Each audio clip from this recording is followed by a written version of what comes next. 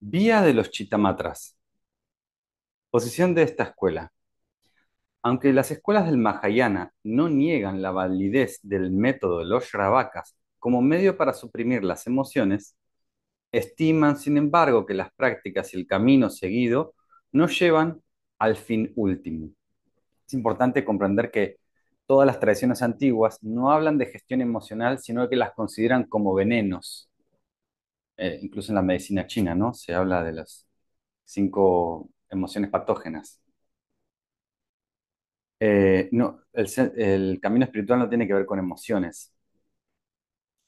Para aquellas, el último fin de los Shravakas es mera pacificación de las emociones y la paz del nirvana. Esta paz es concebida como una especie de extinción. Nir viene de extinguir, semejante a la extinción de la llama de una vela cuando la cera se ha consumido. No queda resto de la llama.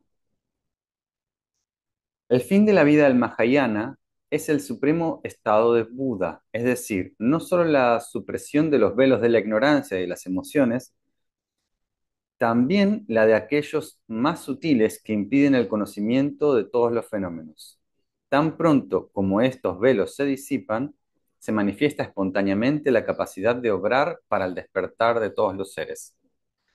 Así, la etapa siguiente es el desarrollo de la mente de iluminación, que es la motivación de obrar para el bien de los seres hasta que estén todos liberados del sufrimiento, de las existencias condicionadas.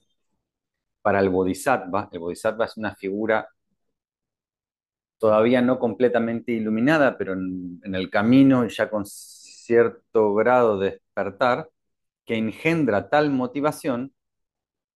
Esta capacidad solo puede dársela al supremo estado de Buda, despierto, estar despierto, es la cualidad de estar despierto. Por consiguiente, tras haber realizado la no existencia del yo, debe realizar la no existencia de todos los fenómenos.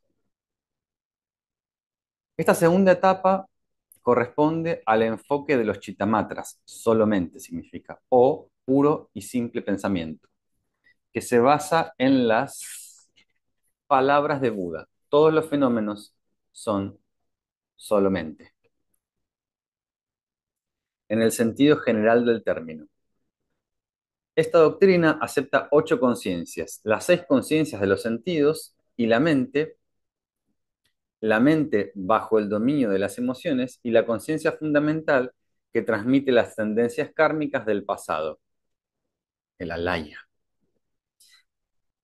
Los actos anteriores imprimieron en esta conciencia fundamental, un Shimnamche, tendencias que causan ahora los modos de percepciones erróneas. Así, la captación de un sujeto interior que percibe y los objetos exteriores percibidos es sólo el fruto de tales tendencias llegadas a su madurez. Estas impresiones permanecen en la conciencia fundamental de manera similar a la que permanecen grados los sonidos grabados los sonidos en una cinta magnética. Cuando se reúnen todas las condiciones, la impresión dejada en la cinta se convierte en un sonido audible. La conciencia fundamental o conciencia base se compara con el océano, mientras que las 6 conciencias sensoriales son semejantes a las olas que agita el viento de la mente bajo la influencia de las aflicciones negativas y las tendencias kármicas del pasado. Aunque las olas emergen a merced de los humores cambiantes del viento, no afectan al océano ni a los diferentes de él. Así, todas las apariencias del samsara se manifiestan por medio de las 6 conciencias sensoriales, cuya base es la conciencia fundamental, que es el continuum que liga entre sí todos los estados del ser, el sueño profundo, la conciencia de la vigilia, el samadhi del yogi. En el sistema de los chitamatras, todos los fenómenos se clasifican en 3 características: naturaleza imaginaria, bueno, acá está en tibetano, naturaleza dependiente, naturaleza finalmente existente. Los nombres y conceptos que no tienen otra realidad que el pensamiento mismo se denominan imaginarios. Son los fenómenos que, desprovistos de existencia propia, al igual que las apariencias oníricas, son simples conceptos. Este es un enemigo, este es un amigo, esto es fuego, etcétera. Pero incluso antes de la conciencia, de que la conciencia los reconozca por nombre y concepto, aquellos producen una primera imagen en la conciencia. Esta simple aparición se denomina dependiente, pues depende de causas y condiciones. Dependiente es aquí sinónimo de real, pues la conciencia aún no ha añadido un juicio ni un concepto o una interpretación. Sin embargo, como en el estado del sueño, aunque los fenómenos exteriores, tales como enemigo o fuego, aparecen como diferentes de la mente, de hecho, el objeto percibido y la conciencia que lo percibe no son de una sustancia distinta. Ambos son indiferenciados en la vacuidad y están desprovistos de existencia propia. Esta vacuidad, según el punto de vista de los chitamatras, es la verdad última o finalmente existente. Así, la mera aparición de un fenómeno, producto de las causas y condiciones, es dependiente, mientras que su reconocimiento conceptual es imaginario. Estas dos características constituyen el nivel de la verdad relativa de existencia. A nivel último, los objetos exteriores percibidos y la mente interior que los percibe están desprovistos de existencia propia. Son vacuidad. Para los chitamatras, la conciencia que capta un objeto está orientada simultáneamente en dos direcciones. Una conciencia vuelta hacia el exterior que capta el objeto, por ejemplo, una flor, y una conciencia vuelta hacia el interior que experimenta su propia naturaleza, sin distinción entre lo que es conocido y la flor, aquello por lo cual se conoce, la conciencia misma. Esta conciencia interna, que se conoce y se ilumina a sí misma, es lo que permite rememorar un recuerdo o una experiencia vívida. Aunque el objeto exterior haya desaparecido, el recuerdo o la experiencia vivida permanecen presentes en la mente. La conciencia vuelta hacia el exterior, como una pantalla de televisión, puede hacer aparecer una imagen o un sonido, pero no puede cogerlos ni conservarlos.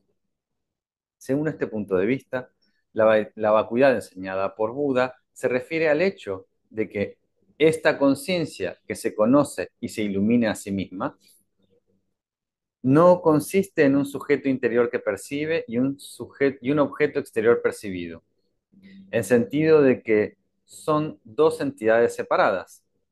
La conciencia que se conoce y se ilumina a sí misma es vacía de dualidad objeto-sujeto. Song Xing Yin Tong Pa.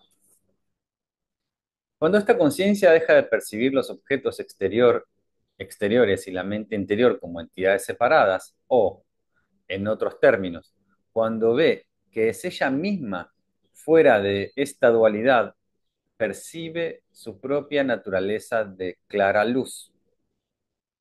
Por eso se denomina la conciencia que se conoce y se ilumina a sí misma. Según el punto de vista de los chitamatras, esta conciencia es realmente existente. Este es un punto muy importante, pues la afirmación de que exista de la existencia de esta conciencia es refutada por el conjunto de escuelas de la vía del camino medio, de la Madhyamaka. En efecto, todas las escuelas del Madhyamaka se fundamentan sobre la verdad última de la vacuidad de la mente y de todos los fenómenos. Todas ellas refieren al segundo ciclo de demostración de las enseñanzas de Buda. Todos los fenómenos están desprovistos de existencia propia. El punto de vista de los chitamatras, por el contrario, se apoya en el tercer ciclo de enseñanzas y utiliza la misma terminología de los Madhyamaka, Shentong. Sin embargo, los chitamatras se distinguen de todas las otras escuelas del Madhyamaka porque no establecen completamente la vacuidad de los fenómenos. Muestran siempre que estos fenómenos están vacíos de naturaleza propia que pudiera considerarse diferente de la mente misma. Sujetos y objetos son mente. No hay diferencia de naturaleza entre ellos. Por tal razón, a los adeptos de la escuela se les llama chitamatras, que significa mero pensamiento o solamente. A veces se dice que este enfoque se dirige a los discípulos de capacidad inferior que no pueden comprender inmediatamente la vacuidad y la naturaleza de la luz clara de la mente. Este modo de enseñanza conviene de hecho a quienes tienen una buena comprensión de la no existencia del yo. La expresión, la conciencia que se conoce y se ilumina a sí mismo, de la vía de los Chitamatras, es la sabiduría autoperceptiva, o que se conoce a sí misma en cada uno. Y esto es el punto de vista Shenton. Pero en el enfoque de los Chitamatras, la sabiduría no es verdaderamente realizada. La conciencia que se conoce y se ilumina a sí misma se supone que es otra conciencia que mira al interior, hacia sí misma. Los Chitamatras refutan el punto de vista rudimentario de los Shravakas sobre la vacuidad del yo. Su práctica es útil en estadios preliminares de la meditación sobre la naturaleza de la mente, pues refiere a la luz clara, libre de dualidad objeto-sujeto. Observación. Para comprender lo que precede, es necesario precisar primero los diferentes significados de los términos empleados. Yopa significa existir en el sentido más general del término. Desde el punto de vista del sueño, se puede decir que el fuego aparece en el sueño, existe. Denpar Drukpa significa existir, pero en cuanto a entidad real. En ese sentido, no se puede decir que el fuego del sueño exista, pues carece de existencia real. 2. La mente interna que percibe es la conciencia vuelta hacia objetos que le parecen exteriores, mientras que el yo parece situado en el interior, como la conciencia onírica que percibe el fuego afuera, como algo exterior a sí misma, pero todo es la misma masa de sueño. Por el contrario, la conciencia que se conoce y se ilumina a sí misma es la conciencia vuelta hacia el interior, sobre sí misma. Ejemplo del sueño. El ejemplo del sueño es particularmente significativo en la vida de los Chitamatras. Muestra cómo los objetos exteriores y la mente que los percibe parecen existir como dos entidades separadas, mientras que en realidad ni los objetos ni los sujetos son jamás producidos, puesto que jamás se han producido, nunca han existido verdaderamente, ni pueden estar sometidos a la cesación ni a la destrucción. Para comprender su significado, hay que preguntarse, ¿cómo saber que en este mismo momento no estoy soñando? Si la respuesta es que no estoy soñando porque los sueños no son nítidos, ni los colores son tan claros, ni las formas tan precisas, ni los sonidos, ni los olores, las impresiones táctiles, etcétera, confusos e indeterminados, quiere decir que bastaría con que las facultades de los sentidos se debilitasen un poco para que la experiencia de la vigilia se convirtiese en un sueño. Por otro lado, ¿no son a veces los sueños vivos y claros? También se podría decir que en la experiencia de la vigilia hay cierta continuidad. Al despertar, las cosas que nos rodean son las mismas que antes del sueño, mientras que en los sueños cambian constantemente. Son muy breves y sin continuidad. Si soñásemos durante largos periodos, despertándonos solo durante breves instantes, y prosiguiéramos el mismo sueño con los mismos personajes en el mismo lugar, ¿sería este sueño una experiencia de vigilia? Si al despertarnos breves momentos no recordáramos las cosas que nos rodeaban antes, ¿se convertiría la experiencia esa en un sueño? Al fin y al cabo, a veces se sueñan lugares familiares, personas, algunas personas que sueñan que se despiertan y toman el desayuno y se van al trabajo, o las personas que viajan y se despiertan un día en cada lugar y hay una confusión de no continuidad de no saber dónde estoy en la supuesta vigilia. Al fin y al cabo, a veces se sueña en lugares familiares, algunas personas sueñan que se despiertan, toman el desayuno y se van al trabajo, para finalmente despertarse en la cama y comprobar que todavía estaban soñando. Por último, el estado de vigilia no tiene ninguna característica que lo distinga claramente del estado de sueño. No es más que una cuestión de grado de apreciación. Por otra parte, todo lo que se produce en la experiencia de vigilia puede producirse en el sueño. Si aún se tiene dudas con respecto al tiempo en el sueño y en el estado de vigilia, un buen ejemplo es el de las ilusiones creadas por ciertos magos. Se cuenta la historia de que uno que ofreció a alguien una taza de té en la que había vertido un hechizo. Nada más beber el primer sorbo, el invitado cayó bajo el efecto de la ilusión. Montó a caballo y se fue a otro extremo del continente donde encontró a una bella muchacha con la que se casó. Vivieron juntos 3 años y tuvieron 3 hijos. Después sobrevivieron calamidades y desesperado se tiró al océano. Pero súbitamente el encanto se disipó y se encontró en presencia del mago. Apenas habían transcurrido unos instantes. El té removido giraba en la taza. Estos ejemplos nos ayudan a comprender que aunque parece haber una mente interior que perciba y un mundo exterior percibido, en realidad no es más que la pura imaginación y no son realmente distintos. En el caso de la experiencia onírica, se ve claramente que la ilusión es creada por la mente.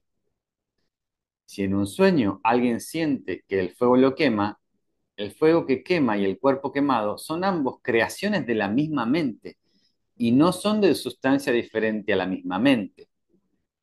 En el proceso onírico, las 6 conciencias habitualmente orientadas hacia los objetos exteriores se interiorizan en la conciencia fundamental, literalmente la conciencia que es la base de todo. Esta se mueve en sí misma, creando la impresión de sujeto y objeto que la misma toma como reales y experimenta como en el estado de vigilia. Método de investigación. El ejemplo del sueño muestra claramente que, según la verdad absoluta, no hay dualidad sujeto y objeto, aunque, según la verdad relativa, se manifiestan sujetos y objetos varios. La mente que capta sujeto y objeto en cuanto expresión de sí misma es la conciencia que se conoce y se ilumina a sí misma. Cuando se medita así en la vacuidad, los objetos exteriores y el sujeto interior que los percibe dejan de manifestarse y la mente reposa en la vacuidad.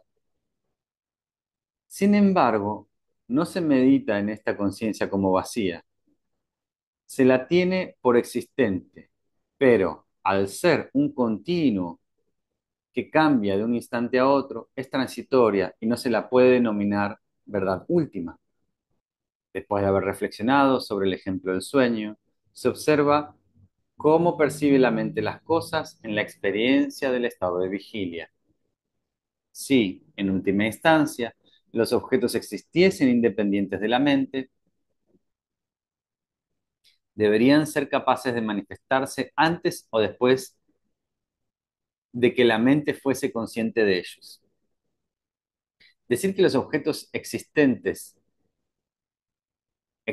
decir que los objetos existen cuando nosotros no los percibimos es una inferencia, es una deducción. Bueno, es una inferencia. Por tal razón, no se puede afirmar que los objetos existen como verdad última, solamente que se puede avanzar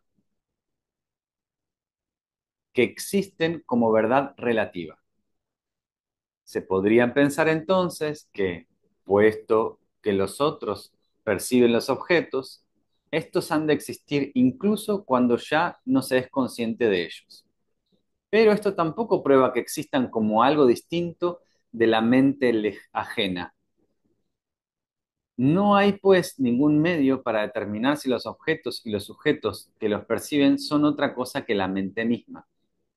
Los objetos y la mente que los percibe aparecen y desaparecen simultáneamente, como las apariencias del sueño. el sujeto y objeto, son, son parecidos a los sueños, están desprovistos de naturaleza propia. Este enfoque de los chitamatras es muy profundo y debe explicarse con mucha precisión, pero para el que medita, el punto importante es comprender que la mente está vacía de la dualidad de un sujeto y objeto que percibe, de un, y de un objeto percibido. Práctica de la meditación. De nuevo, se empieza tomando refugio en un espacio libre de apegos, con las creencias suspendidas. Tomo refugio en el gurú real. Como se trata de una práctica mahayana, se desarrolla la bodhicitta. Voy a realizar esta obra, esta meditación, este análisis para liberar a todos los seres del sufrimiento. Se reflexiona atentamente sobre las instrucciones que explica la manera de examinar el carácter de vacuidad de la mente interna que percibe y de los objetos externos percibidos. Cuando se tiene la certeza de que su naturaleza no es diferente, se deja que la mente permanezca en la vacuidad, en el espacio completamente vacío. Entre las sesiones se medita como si todo tuviese la misma naturaleza de un sueño. El mundo que nos rodea y el que lo percibe son idénticos y desprovistos de naturaleza propia, pues no son más que la mente. Vuelvo a repetir.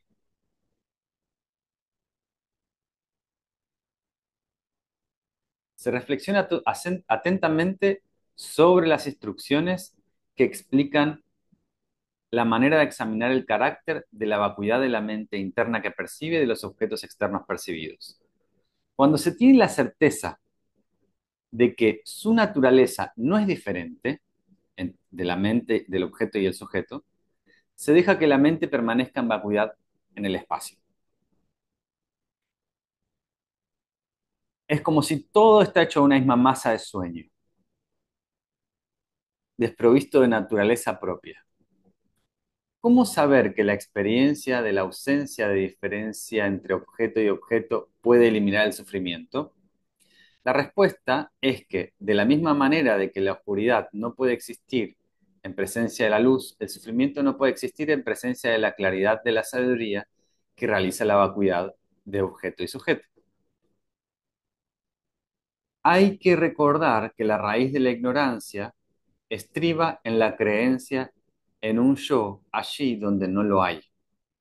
A partir de ahí, se concibe a otro diferente de sí a causa de otras emociones que crecen y aumentan por el apego a lo querido y la aversión a lo que no lo es, y así sucesivamente. La mente liberada de esta concepción de sujeto y objeto separados no está sometida al sufrimiento. Si se sigue este razonamiento hasta la última conclusión, la mente se libera de toda dualidad. Para realizar esto es necesario ir más allá de todas las formaciones mentales, las aserciones, las refutaciones y de cualquier punto de referencia. No obstante, es bastante difícil alcanzar este estado directamente. Al principio es necesario tener una cierta idea conceptual que se depura progresivamente gracias a la meditación. Los velos creados por las concepciones erróneas son gradualmente abandonados y puede surgir de manera natural la luz de la sabiduría. Por la luz de la sabiduría sin velo, el apego sutil a toda concepción se disuelve y se revela directamente la verdadera naturaleza de la mente. De hecho, creer que el que percibe y el objeto percibido son entidades separadas y reales es precisamente la causa de todo sufrimiento. Cuando se está convencido de la no existencia de esta dualidad, se deja que la mente permanezca en la vacuidad desprovista de sujeto que percibe y objeto percibida. Como en la primera fase del Gom Rim, la mente queda en apertura,